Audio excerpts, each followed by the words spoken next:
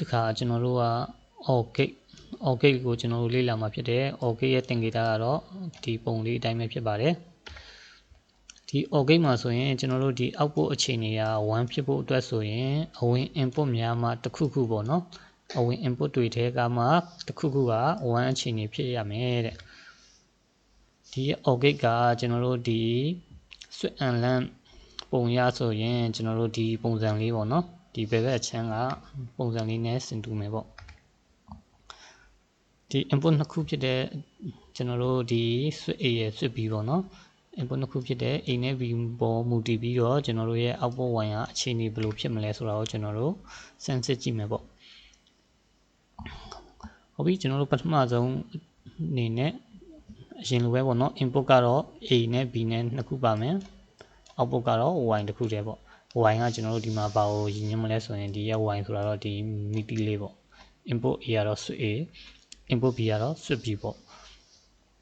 ပထမဦးဆုံး switch A လည်းအလုံးမလုပ်ဘူး switch B လည်းအလုံးမလုပ်ဘူး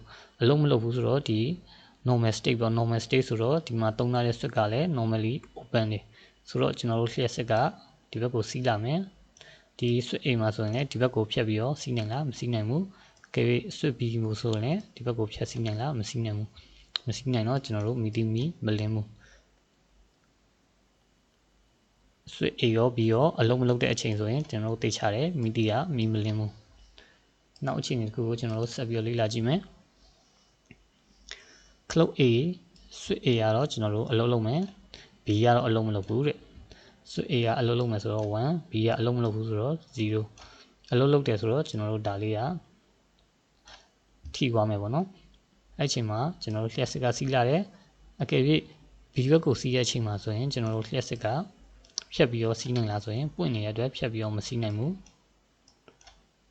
အကယ်၍ A ဘက်ကိုလာစီးသွားမယ်ဆိုရင်ကျွန်တော်တို့လျှက်စစ်ကဖြတ်ပြီးတော့စီးဆင်းသွားနိုင်တယ်လို့ဖြစ်နေလို့နော်အဲ့တော့လျှက်စစ်ကဖြတ်ပြီးတော့စီးလာမယ်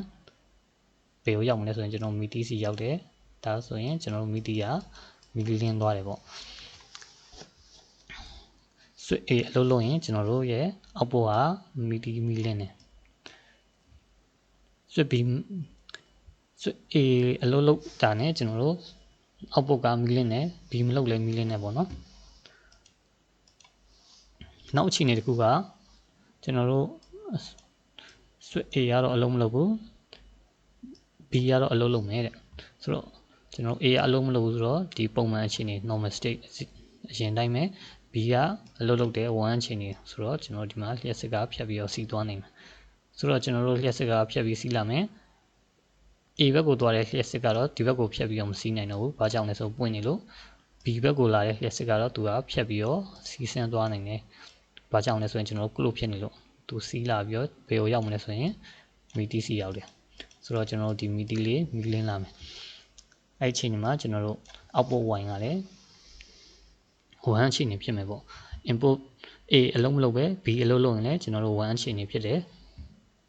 နောက်ဆုံးအခြေအနေဖြစ်နိုင်ခြေတစ်ခုကတော့ဒီ A လည်းအလုံးလုံးမယ် B လည်းအလုံးလုံးမယ်တဲ့ဆိုတော့ကျွန်တော်တို့ A ကလည်း1 B ကလည်း1ပေါ့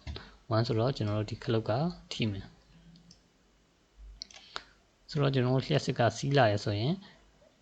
A ကိုရောက်တဲ့လျှက်စစ်ကလည်းသူကဖြတ်ပြီးတော့စီးဆင်းသွားနိုင်တယ်ပေါ့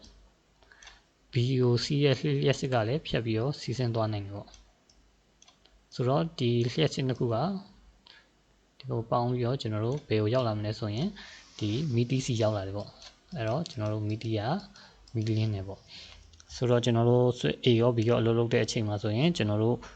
ဒီမီတီမီလင်းတယ်ပေါ့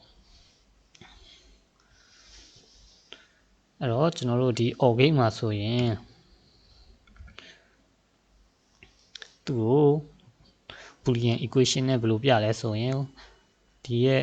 output y ကိုလိုချင်တဲ့ input A နဲ့ B နဲ့ပေါင်းခြင်းနဲ့တူညီပါတယ်တဲ့ဆိုတော့သူရဲ့ equation ရဆိုရင်ကျွန်တော်တို့ဒီမှာ0နဲ့0နဲ့ပေါင်းရင်ဘာရမလဲဆိုရင်ကျွန်တော်တို့0ပဲရပါတယ်1နဲ့0နဲ့ပေါင်းရင်ကျွန်တော်တို့ဘာရမလဲဆိုရင်1ရပါတယ်0နဲ့1နဲ့ပေါင်းရင်လည်းကျွန်တော်ဘာရမလဲဆိုရင်1ရတယ်ပေါ့နော်1နဲ့1နဲ့ပေါင်းရင်လည်းကျွန်တော်တို့1ရတယ်ပေါ့နော်2တော့မဟုတ်ဘူးเนาะဒါကကျွန်တော်တို့ binary နဲ့အလုပ်လုပ်တာဖြစ်တဲ့အတွက်ဒီမှာတော့2မရှိဘူးပေါ့ binary မှာကျွန်တော်တို့0ရယ်1ရယ်ပဲရှိရလေဆိုတော့ကျွန်တော်ဒီမှာ2မဟုတ်ဘူးပေါ့1နဲ့1နဲ့ပေါင်းလဲ သူကအချိန်ကြီး1ဝယ်သူပြန်ရတယ်ပေါ့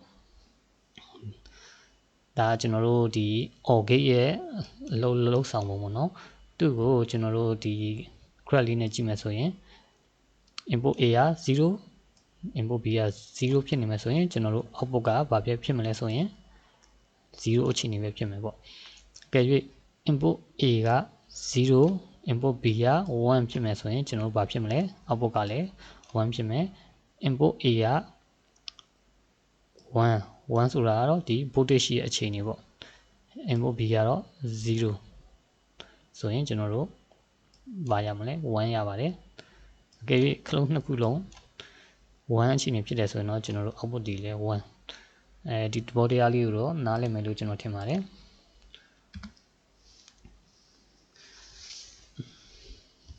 ဒါကတော့ကျွန်တော်တို့ဒီ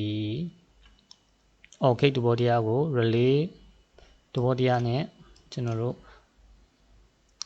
နိုင်ရှင်ဖော်ပြလို့ရတဲ့အခါမှာတော့ကျွန်တော်တို့ဒီ switch နှစ်ခုကိုကျွန်တော်တို့ဘယ်လိုချိတ်ဆက်ထားလဲဆိုရင် parallel ပေါ့နော်အပြိုင်